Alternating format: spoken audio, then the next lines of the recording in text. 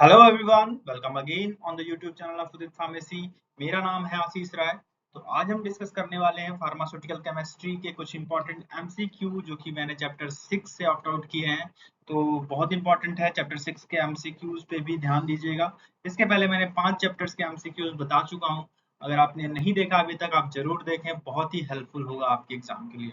तो चलिए आज के इस वीडियो को आगे बढ़ाते हैं। सबसे पहले हम देखते हैं कि कौन-कौन से इंपॉर्टेंट एमसीक्यूज हैं जो कि आपके एग्जाम पॉइंट ऑफ व्यू से बहुत ही इंपॉर्टेंट है। ये तो मैं बता रहा हूँ एज ए एमसीक्यू, लेकिन ये क्वेश्चन आपको in the form of fill in the blanks के रूप में भी आपको दिख सकता है आपके पेपर्स में। कोई बोले कि बस एक वर्ड में आंसर दो, बस एक वर्ड लिखो इसके सामने। जैसे अभी मैं एज एग्जांपल आपको आगे समझाऊंगा क्वेश्चंस को उठा उठा के। तो चलिए, तो डिले नहीं करते हैं, स्टार्ट करते हैं आज का सेशन। सबसे पहला क्वेश्चन जो आता है, तो फर्स्ट क्वेश्चन यही है कि which class of drug mimic the effect of sympathetic nervous system. ठीक है, तो अगर आप देखोगे चैप्टर नंबर 6 जो है drug acting on autonomic nervous system. अभी मैंने चैप्टर 5 में सेंट्रल नर्वस सिस्टम खत्म किया। अब हम आते हैं ऑटोनॉमिक नर्वस सिस्टम, जिसमें क्या होता है, सिंपैथेटिक नर्वस सिस्टम और पैरासिम्पैथेटिक नर्वस सिस्टम को कंबाइन करते हैं। ठीक है, तो क्वेश्चन क्वेश्चन क्या है कि कौन से क्लास ऑफ ड्रग, ऐसे कौन से ड्रग हैं जो कि मिमिक करते हैं सिंपैथेटिक नर्वस सिस्टम को। तो देखिए क्वेश्चन में ही आंसर है आपके, अगर ध्यान से आप देखते हो तो मिमिक करना और सिंपैथेटिक नर्वस सिस्टम को। तो यहाँ पे पैरासिम्पैथोमाइमेटिक क्या करता है, ये पैरा सिंपैथेटिक नर्वस सिस्टम को ये मिमिक करता है। सिंपैथेटिक नर्वस सिस्टम क्या करता है, ये सिंपैथेटिक नर्वस सिस्टम को मिमिक करता है। तो इसका राइट आंसर क्या दिख रहा है कि सिंपैथेटिक नर्वस सिस्टम को जो ड्रग्स मिमिक करते हैं उन्हें बोलते हैं हम सिंपैथोमाइमेटिक।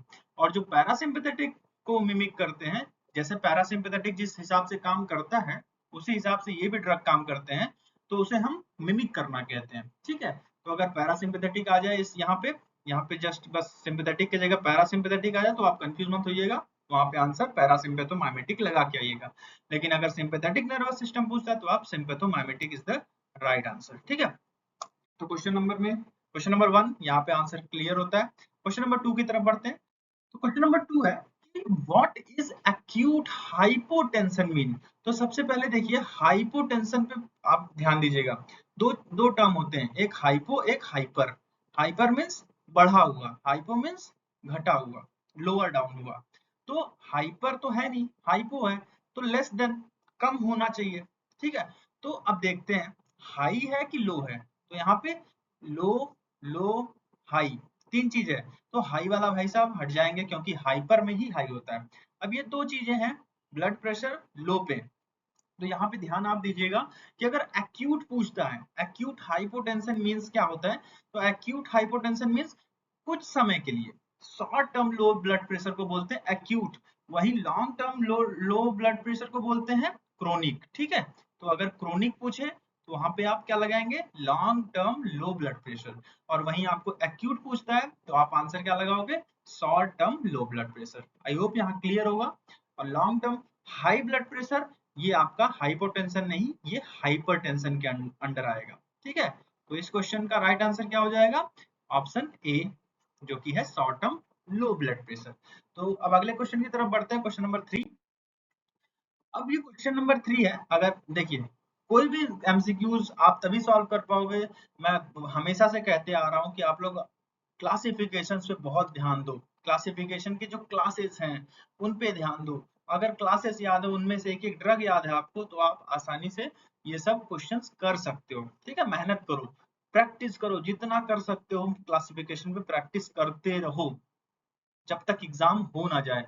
उसके बाद भी ऐसा नहीं है कि एग्जाम खत्म तो पढ़ाई बंद। तो आप ये हमेशा रखिए कि क्लासिफिकेशन हमें याद रहे। चलिए, अब इस क्वेश्चन की तरफ देखते हैं। Adrenaline belongs to which class of sympathomimetic. अब सिम्पैथोमाइमेटिक का आपको क्लासिफिकेशन याद है तभी ये क्वेश्चन कर पाओगे, इसीलिए मैं कह रहा हूँ क्लासिफिकेशन रटो, जितना रट सकते हो रटो। कोई ट्रिक बनाना चाह रहे हो अपने मन से बनाओ, लेकिन किसी भी हाल में आप क्लासिफिकेशन तैयार कर लो। अब यहाँ पे देखते हैं, एड्रिनर्जिक ड्रग्स को ही सिम्पैथोमाइमेटिक बोलते हैं। अब यहाँ पे क्लासेस क्या हैं, pressure agents, cardiac stimulant, bronchodilators और नेजल डीकंजेस्टेंट्स। तो ये चार क्लासेस है, आपको याद रखने चाहिए। ठीक है, तो अब क्वेश्चन की तरफ आते हैं कि सिम्पैथोमाइमेटिक में एड्रेनालिन एड्रेनालिन कहाँ पे दिख रहा है आपको। तो देखिए एड्रेनालिन दिख रहा है सेकंड वाले पे कार्डियक स्टिमुलेंट में। तो यही पूछा गया है कि एड्रेनालिन कौन से क्लास से बिलोंग करता है सिम्पैथोमाइमेटिक के क्लासिफिकेशन में। तो इसका राइट आंसर क्या हो जाएगा, कार्डियक स्टिमुलेंट्स। अब यही अगर वो पूछे डोपामीन तो आप प्रेशर एजेंट्स, अब यहाँ ऑप्शन में नहीं है, प्रेशर एजेंट्स पे ध्यान रखिएगा। इसके बाद अगर साल्बुटामोल, टर्बुटालिन ये सब पूछे तो आपको ब्रोंकोडायलेटर्स लगाने। तो इस तरीके से कुछ ऐसे ड्रग्स जो कि बहुत ही कॉमन है, तो उसको आप याद रखिए एज अ क्लासिफिकेशन के अंडर। और 4 क्लासेस ये याद रखनी ही रखनी, किसी भी क्लासिफिकेशन के अंडर आपको ये क्लासेस जरूर याद रखनी है। इसके अंडर जो भी कॉमन ड्रग्स है उनको आप जरूर ध्यान रखिए अगर पूरा नहीं कर पा रहे हो आप तो, ठीक है। चलिए, तो क्वेश्चन नंबर 3 में कोई डाउट नहीं है, अगर डाउट है तो आप कमेंट सेक्शन में बता सकते हो। तो cardiac stimulant is the right answer, जहां पे एड्रेनालिन सिम्पैथोमाइमेटिक के अंडर आता है। क्वेश्चन नंबर 4 की तरफ बढ़ते हैं। तो क्वेश्चन नंबर 4 है adrenergic antagonist inhibit the formation of what. अब एड्रेनर्जिक है, एड्रेनर्जिक एंटागोनिस्ट है, तो एड्रेनर्जिक जो काम कर रहा था उसके काम को ये रोक देगा। एड्रेनर्जिक क्या कर रहा था, एड्रेनालिन का सिक्रेशन कर रहा था, ठीक है। एड्रेनर्जिक रिसेप्टर्स पे ही तो बैठ के एड्रेनालिन का सिक्रेशन होता है, तो एंटागोनिस्ट आएगा, ये क्या कहेगा, हम नहीं बनने देंगे एड्रेनालिन। अब यही क्वेश्चन है कि एड्रेनर्जिक एंटागोनिस्ट क्या करते हैं, किसका बनना बंद कर देते हैं, क्या नहीं बनता हमारी बॉडी। तो इसका राइट आंसर होगा ऑप्शन डी, एड्रेनालिन, ठीक है। एड्रेनालिन का बनना, एड्रेनर्जिक एंटागोनिस्ट जैसे ही ये दवाएं आती हैं एड्रेनालिन का बनना बिल्कुल बंद हो जाता है। तो क्वेश्चन नंबर 4 क्लियर है। अब आगे तो बढ़ते हैं क्वेश्चन नंबर 5 की तरफ। अब यहाँ पे क्वेश्चन है, ऐसे क्वेश्चंस आपको मिलेंगे, कोई भी एक स्ट्रक्चर बन के आ जाएगा, बोलेगा इसमें कौन सा रिंग प्रेजेंट है। तो रिंग कुछ बेसिक रिंग्स हैं, आप उसके ध्यान रखिए। मैं हर एक चैप्टर से एमसीक्यू करा रहा हूँ, उसमें कहीं ना कहीं ऐसे क्वेश्चन जरूर डाल रहा हूँ जो कि बेसिक रिंग वहां पे पूछा जाएगा आपसे, ठीक है। तो ध्यान रखिए जो जो मैं बताता हूँ। तो यहाँ पे क्या, which ring present in the structure of propranolol. Propranolol में एक ही रिंग है, तो ये वाली रिंग। अब इस रिंग का नाम क्या होता है, बेंजिल, बेंजिल कभी नहीं, बेंजिल तो बस इस बेंजीन को बोलते हैं, ठीक है।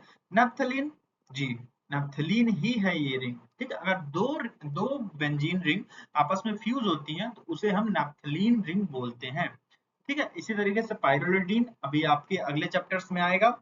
एक एक पायराजोल भी एक रिंग होती है, वो मैं आगे आपको बताऊंगा। तो इसका राइट आंसर क्या हो जाएगा, ऑप्शन बी, जो कि नैप्थलीन। जब दो बेंजीन रिंग आपस में फ्यूज होती हैं तो वो नैप्थलीन रिंग बनाती है। तो चलिए अब आगे क्वेश्चन की तरफ बढ़ते हैं, क्वेश्चन नंबर 6। क्वेश्चन नंबर 6 में बहुत ही बेसिक क्वेश्चन है, बहुत ध्यान रखिएगा, पूछा जाता है एग्जाम्स में कि फुल फॉर्म क्या है एसीएच का। एसीएच का फुल फॉर्म क्या होता है। तो एसीएच का फुल फॉर्म होता है एसिटाइल कोलिन। बहुत ही आसान क्वेश्चन है, तो इसमें बिल्कुल क्लियर रहिएगा। एसिटाइल कोलिन को हम शॉर्ट फॉर्म में क्या लिखते हैं, एसीएच, ठीक है। तो इसमें कोई ट्रिक नहीं था कि क्या है, बहुत ज्यादा टफ क्वेश्चन नहीं है, बहुत ही थ्रू द पॉइंट है कि एसीएच का फुल फॉर्म एसिटाइल कोलिन होता है। अब क्वेश्चन नंबर 7 की तरफ बढ़ते हैं। हाँ, ये ध्यान रखना है कि अब आप अगर क्लासिफिकेशन पढ़े हो, तो क्लासिफिकेशन पढ़े हो तो वहां पे आपको हायोसिन किस क्लासिफिकेशन के अंडर दिखेगा, आपको एंटीकोलिनर्जिक एजेंट्स अगर आप पढ़े हो, ठीक है। हायोसिन कहाँ दिखेगा, एंटीकोलिनर्जिक एजेंट्स में। तो एंटीकोलिनर्जिक एजेंट के क्लासिफिकेशन अगर आपको याद रहेगी तभी तो कर पाओगे ये। तो एंटीकोलिनर्जिक एजेंट्स के जैसे ही आपको क्लासिफिकेशन याद है, तो हायोसिन, हायोसिन के ब्रैकेट में आपको क्या दिखेगा, स्कोपोलामीन, ठीक है, स्कोपोलामीन, ठीक है। तो ये नेचुरल अल्कोलाइड्स के अंदर आता है, ठीक है। अगर आप क्लासिफिकेशन आप देखोगे तो वहां पे नेचुरल अल्कोलाइड के अंदर क्या दिखेगा, स्कोपोलामीन, जो कि हायोसिन का एक अल्टरनेट नाम है, ठीक है। तो इसका राइट आंसर क्या हो जाएगा, स्कोपोलामीन का ही एक नाम अल्टरनेट होता है, हायोसिन के नाम से इसे जाना जाता है। आई होप यहाँ क्लियर है। अब क्वेश्चन नंबर 8 की तरफ बढ़ते हैं। क्वेश्चन नंबर 8 है कि इनमें से which of the following is an example of choline esterase inhibitor। तो choline esterase inhibitors में अगर आप क्लासिफिकेशन पढ़े हो choline esterase inhibitor में, तो आपको जरूर याद होगा कि ना ही एसिटाइल कोलिन होता है कोलिन एस्टरेज इनहिबिटर, क्योंकि एसिटाइल कोलिन तो क्यों इनहिबिट करेगा, एसिटाइल कोलिन तो कोलिन एस्टरेज से ही निकल रहा है। और कार्बाकोल भी नहीं, बिल्कुल सेम ग्रुप से आते हैं। पिलोकार्पिन भी आपका कोलिनेस्टरेज इनहिबिटर्स में नहीं आता, तो इसका राइट आंसर हो जाएगा नियोस्टिग्मिन, ठीक है। यहाँ पे मैं आपको समझाने के लिए लिखा हूँ कि कोलिनेस्टरेज एग्जांपल जैसे नियोस्टिग्मिन, इड्रोकोनियम, मैकेनिज्म ऑफ एक्शन क्या होता है, ये एसिटाइल कोलिन को इनहिबिट करते हैं, इनहिबिटर हैं उन्हीं के, तो उन्हीं को इनहिबिट करें। इनका थेरापेटिक यूज क्या हो, कभी कभी पूछ लिया जाता है कि मिस्थीनिया ग्रेविस में नियोस्टिगमिन का इस्तेमाल होता है, वहीं डायग्नोसिस मिस्थीनिया ग्रेविस में एट्रोफोनियम और ट्रीटमेंट मिस्थीनिया ग्रेविस में नियोस्टिगमिन का किया जाता है। तो ऐसे बहुत ही, ये थोड़ा टफ क्वेश्चन हो जाएगा, लेकिन ध्यान रखिएगा कि ऐसे भी क्वेश्चंस कहीं ना कहीं हॉट्स क्वेश्चन में आएगा।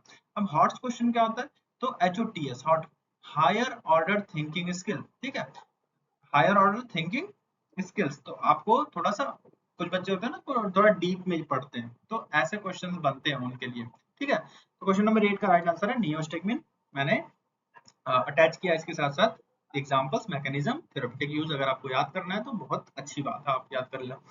अब क्वेश्चन नंबर 9 की तरफ बढ़ते हैं। क्वेश्चन नंबर 9 है कि इनमें से कौन सा ड्रग आई ड्रॉप की तरह यूज होता है जिसकी वजह से हमारी प्यूपिल डायलेट होती है, ठीक है। प्यूपिल क्या होती है, डायलेट होती है, ठीक है, थोड़ा सा बड़ी हो जाती है, ठीक। डायलेट, कॉन्स्ट्रिक्ट क्या होता है, बड़ी वाली प्यूपिल थोड़ी सी छोटी हो जाती है, ये कॉन्स्ट्रिक्शन होता है, और कॉन्स्ट्रिक्शन और ये डायलेशन होता है, ठीक है। तो ये जब हम देखते हैं कि प्यूपिल को हम अगर डायलेट करना, तो इनमें से कौन सी ड्रग हम इस्तेमाल करेंगे, तो साल्बुटामॉल, एसिटाइलकोलिन, स्यूडोएपिड्रिन, बिल्कुल नहीं। तो इसका राइट आंसर क्या हो जाएगा, ऑप्शन सी, जो कि हाइड्रोक्सी एम्फेटामिन, जो कि एक इसका यूज आता है, जो कि आई ड्रॉप की तरह इस्तेमाल होती है। इसका formulation as eye drop use होता है, जो कि प्यूपिल को डायलेट कर देती है, ठीक है। तो राइट आंसर क्वेश्चन 9 का है हाइड्रोक्सी एम्फेटामिन। तो अब आज के इस वीडियो के आखिरी क्वेश्चन की तरफ बढ़ते हैं, क्वेश्चन नंबर 10, जो कि है एड्रिनो रिसेप्टर, ठीक है। तो एड्रिनो रिसेप्टर आपने पढ़ा होगा एड्रिनर्जिक एजेंट्स में। एड्रिनर्जिक एजेंट्स में आप पढ़े होंगे कि दो होता है, एक अल्फा होता है, एक बीटा होता है, ठीक है। अल्फा में अंदर, और अल्फा 1, अल्फा 2। तो इस तरीके से अगर आप क्लासिफिकेशन पढ़े हो, तो वहां पे आपको बीटा 1 में भी 4 होते हैं, beta 1, beta 2, selective, non selective. तो फर्स्ट जनरेशन, थर्ड जनरेशन, अगर आप क्लासिफिकेशन लर्न है तो आप आसानी से समझ सकते हो जो मैं बता रहा हूँ, ठीक है। इसके साथ साथ अगर आप ध्यान दो, तो इसमें क्वेश्चन क्या है, एड्रिनर्जिक एड्रिनो रिसेप्टर को कितने पार्ट्स में क्लासिफाई किया गया, यही इसका क्वेश्चन है। तो एड्रिनो रिसेप्टर को क्लासिफाई किया गया अल्फा में, बीटा में। तो इसका राइट आंसर क्या हो जाएगा, ये दोनों मत लगाइएगा, बोथ, अल्फा और बीटा बोथ। तो इसका राइट आंसर ऑप्शन सी होगा, अल्फा और बीटा। तो यहाँ में टॉप 10 क्वेश्चन जो कि चैप्टर नंबर 6 से बहुत ही इंपॉर्टेंट क्वेश्चन थे, आप जरूर ध्यान रखिएगा, प्रैक्टिस करिए, देखिए बार बार इस वीडियो को, तो आपको बहुत ही हेल्प होगा आपके एग्जाम में। इसी टाइप के क्वेश्चंस या यही क्वेश्चन भी मिल सकता है, ज्यादा चांसेस है। तो अगर आपकी तैयारी अभी भी नहीं हुई है, तो आप उदित फार्मेसी के प्लेटफॉर्म पे आ सकते हो। तो उदित फार्मेसी के प्लेटफॉर्म पे बहुत चीजें अवेलेबल है, जैसे कि diploma first year, diploma second year के live classes, recorded classes, live classes, ebook, PDF notes available हैं, चैप्टर वाइज एक्सरसाइजेज हैं, चैप्टर वाइज टेस्ट हैं, लाइव चैट, बाइलिंगुअल, हिंदी में समझ में आ रहा है, इंग्लिश में समझ में आ रहा है, जैसे समझ में आएगा आपको ऐसे समझाया जाएगा। लेकिन आप प्रिफर करिए इंग्लिश में थोड़ा सा एफर्ट डालने का, आप एफर्ट डालोगे तो आपके मार्क्स अच्छे आएंगे, आप अच्छे मार्क्स से पास हो सकते हो। पांचों सब्जेक्ट डिफार्मा फर्स्ट ईयर के कवर होते हैं यहाँ पे, कंप्लीट 6 सब्जेक्ट कवर किए जाते हैं डिफार्मा सेकंड ईयर के लिए, at a genuine price cost of 1499, ठीक है। प्राइस ज्यादा नहीं है, आप एक बार सेवा का अवसर जरूर दें। इसके साथ साथ D pharma first year hard copy study material, पांचों सब्जेक्ट की थ्योरी प्लस लास्ट में मॉडल पेपर भी मिलेगा आपको, तो इसको मंगा सकते हो आप 1000 रुपए में, 999। इसके साथ साथ अगर आप ऑनलाइन टेस्ट सीरीज ज्वाइन करना चाहते हो, डी फार्मा एग्जिट एग्जाम की तैयारी करना चाहते हो, तो एमसीक्यू ऑफ ऑल सब्जेक्ट हैं, अनलिमिटेड अटेम्प्ट्स हैं, अकॉर्डिंग टू पीसीआई सिलेबस सारे क्वेश्चन बनाए गए हैं। इसकी प्राइस है 499 में। अगर आपको उदित फार्मेसी ऐप पे आना है, विजिट करना है, तो वो कैसे कर सकते हैं आप, तो सबसे पहले आप, 3 स्टेप का प्रोसेस है। सबसे पहले आप अपने गूगल प्ले स्टोर में, एप्पल प्ले स्टोर में जाओगे, वैसे एप्पल में अवेलेबल नहीं है उदित फार्मेसी ऐप को, तो आप गूगल प्ले स्टोर में जाओगे, वहां पे इंस्टॉल करोगे, अपना वेरिफिकेशन डालोगे, अपना मोबाइल नंबर, अपना नाम, ईमेल आईडी डाल के आप स्टार्ट कर सकते हो। यहाँ पे स्टोर सेक्शन में जाके आपको कोर्सेज दिख जाएंगे, कौन से कोर्स आपको लेने हैं, आप वहां परचेज कर सकते हो। इस बीच आपको कोई भी दिक्कत आती है तो 9219303100 पे आप कॉल कर सकते हो। सुबह 8 से 6 बजे तक के बीच में आपको पूरी सहायता की जाएगी। आशा करता हूँ आपको ये वीडियो पसंद आया होगा, तो लाइक करिए, सब्सक्राइब करिए। चलिए मिलते हैं अगले वीडियो के लिए, अगले वीडियो में। Thank you so much.